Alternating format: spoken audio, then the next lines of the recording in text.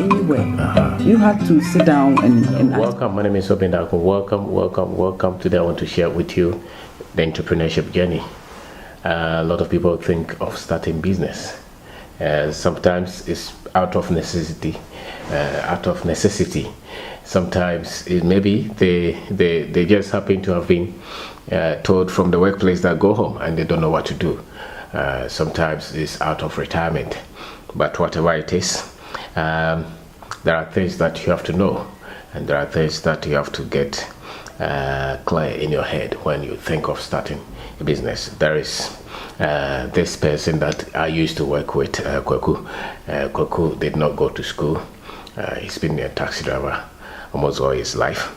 So the other time he's been calling me, and so I picked and he said that he has his brother who has gone to school somewhere. He has BSc, he has MSc, he's gone to plenty school, and he's been looking for a job. He said that he was working somewhere, and they told him to stay at home, and he's been at home for some years now, so he's asking if he can get some job. And then I asked Kwaku, say, I don't take those things, because if I take you to another person, a lot of the times most people are also going to them, and so I don't want to be in a position where you'll be calling me and I have no influence over anything. But I asked him, so why can't your brother start a business? He said, I don't know.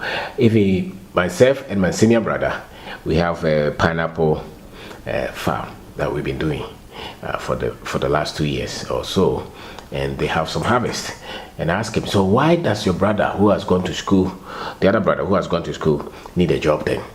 He said that. I asked him, so has he ever shown interest in this? He did not give me any good response. And so today I'm talking about thinking of starting a business, because there's something that those who have been through this formal education don't get. That it's not only you who are looking for a job. There are a lot of people like you, and it gets to a certain bracket that your job, if you are, let's say, right after national service, 20 years, 23 years, there are a lot of you like that. If you go to any company, they don't expect a lot of expertise, a lot of experiences from you. Now, the moment you cross 35 and you don't have specific skill set that companies really need, and you just like the people who have just completed school or have just gone through their national service, and you have no special skill set that any industry needs, it becomes very difficult, because then it is easier for them to pick a young graduate without any family. Maybe 35, 40, you have a family, you have children, you have wife, you have parents depending on you. Most companies will not want to take you with your raw skill set. And so Kwaku's brother that he was pressing, I was thinking perhaps is in that category. So getting job in that kind of situation becomes difficult. So your way out, if you want to stay in GH, will be to humble yourself and to get the right knowledge, so that you can be at least on your own, start a business. Some people will argue that the business started is not for everybody. I said that employment is not also for everybody. But it comes to a point where if nobody wants to pick you, who told you that the business is not for everybody? Everybody can do something, especially if his business is not for everybody. Then why most people, when they go on retirement, especially civil servants, then start to do something for themselves? So there is this woman that I was told was working in the bank, and after some years that she went she went on retirement, she started to sell kinky. There are so many things. Some teachers will start to build a school, some people will start restaurants, some people will even go and start farming. So this idea that not everybody can do business it cannot hold. If you have nothing else to do, our grandparents, nobody was employing them. They had to do something for themselves. And even though they brought this school, but the rate at which industries are being built, they do not directly match with the rate at which we are producing a number of these graduates. So the other day I was checking the JSS people who just wrote the exam, and there were more than 500,000 in Ghana. So roughly, let's say half of them will be in the university. So you have about 200, 300,000 graduates every year. If and if you want to add all those who drop out, for instance, those who just finish, if in the next 10 years that group will be 500,000. So every 10 years we have minimum of 5 million people looking for job, and it's going to increase because population is increasing. So we have to teach our people the reality of living. You will either find yourself employed or you will find yourself employing somebody. They're employed most often. If you look at the setup of our schools, you are employed by government mainly. The school is training us to go and work for government or to go and work for some multinational somewhere.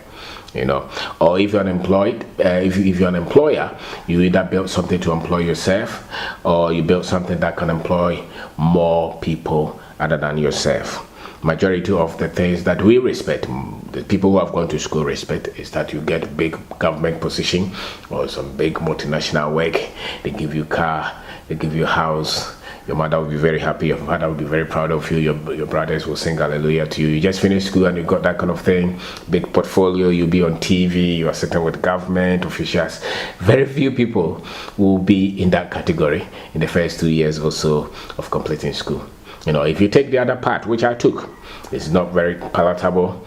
People don't respect that. You want to start a business, they say that because you don't have anything to do, that's why you're thinking of starting a business. Somebody told me that the school that you have gone to, what are you using it for? So those are the things. So there's a certain personality that you have to become for you to be so much comfortable in being that state to building your business. There are a lot of things that you have to really understand and deal with, and a part of it, some of it will be, you have to be certain that this is what I want to focus on. I want to build a business. And then you have to know the area that you want to build a business. Majority of us, we have no skill set after school. We have no money. We have no connection. We have no network.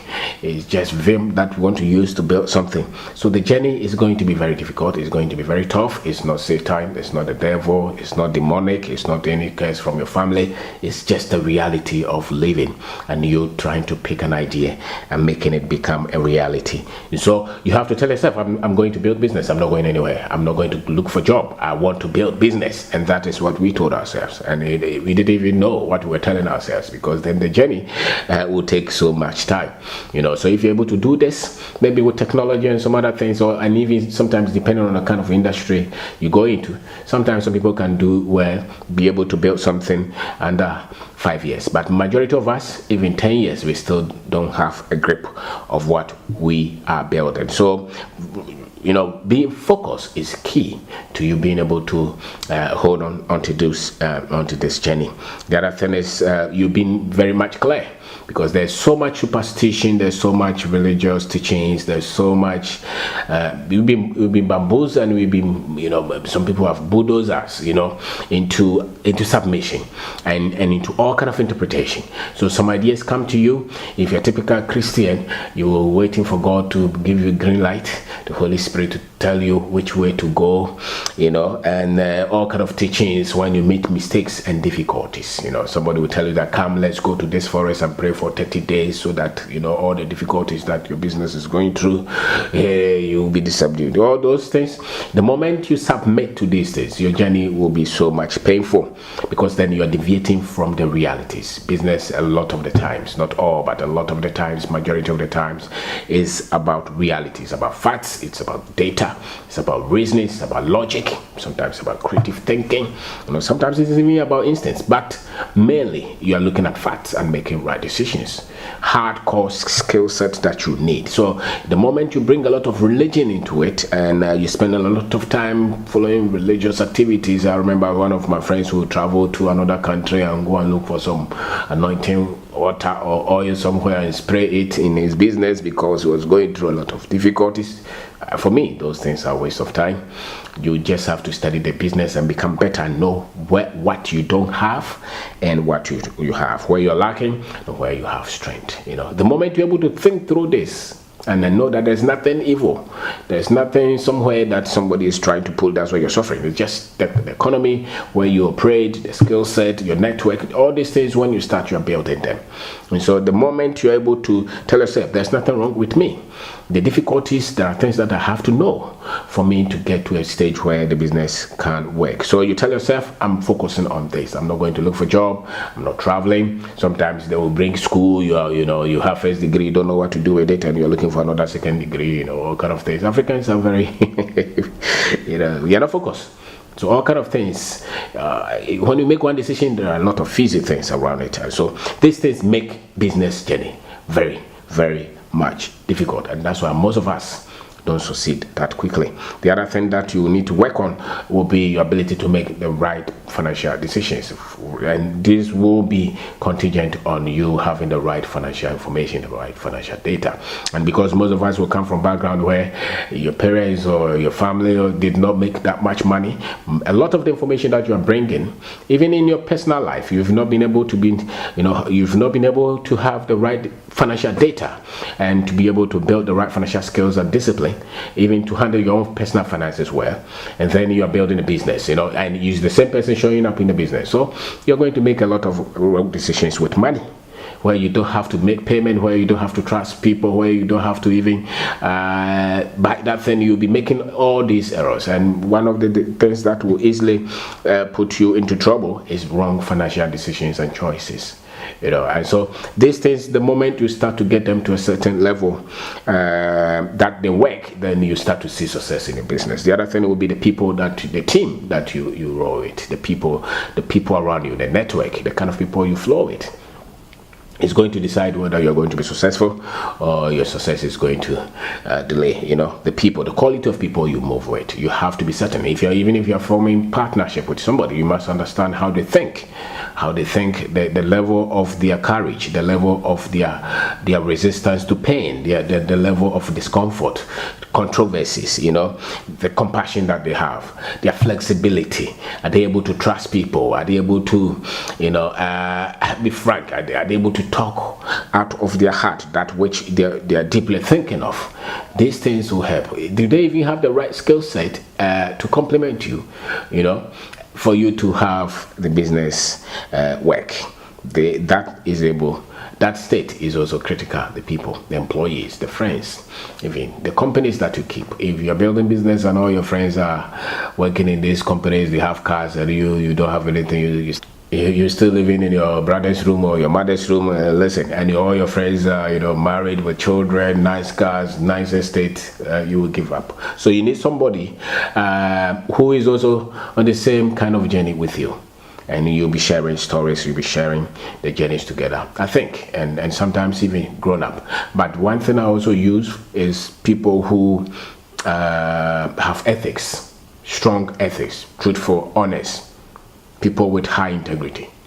You need that. You don't just need somebody to look up to. You need somebody who has built something out of honesty, also out of integrity.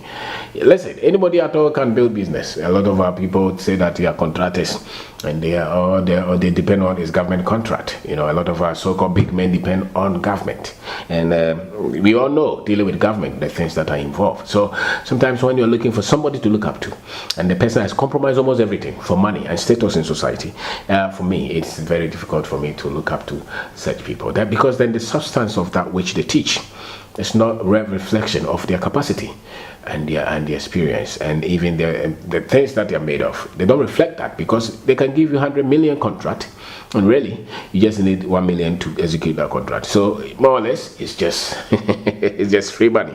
And so it's difficult for you to use the wisdom of such a person to build something if you don't have access to those high leverage contracts.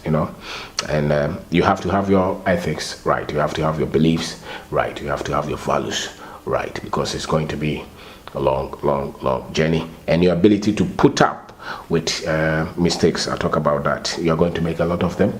There will be a lot of pain, a lot of struggles, a lot of losses.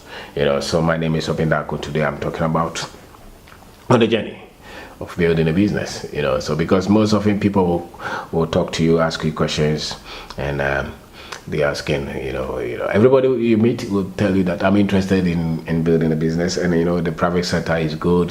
There's nothing like working for yourself. I say that if you cannot work for somebody, you have no business going to work for yourself.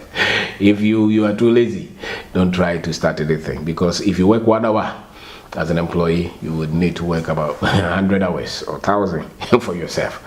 There's no working hours. There's no free day.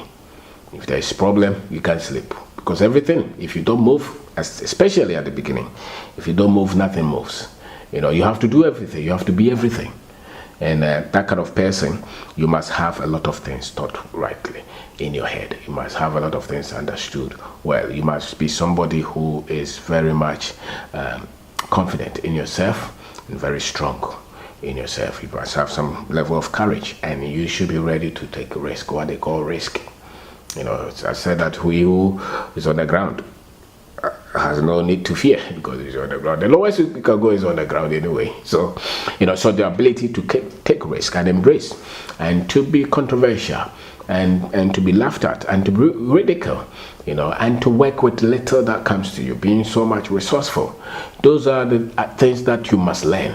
If you don't learn those things, and you say that, oh, I have some money somewhere, or my uncle has given me money somewhere, I want to go and start a business, that is not something I understand. Majority of the people that you give money to, even people can sell their own properties. There's something that is so dear to them. Sell it and put that thing in business, and yet the business will still collapse. So how much more they want the money that you didn't work for, that somebody gave you? So, and there's nothing wrong. Most business people have lost a lot of businesses before they became successful. So if your first business does not work, it does not mean that it's not going to work. Sometimes you may lose 1, 2, 3, 4, 5, 6, 7, 8, 9, 10 business. But the good thing is that if you fail, don't fail backwards.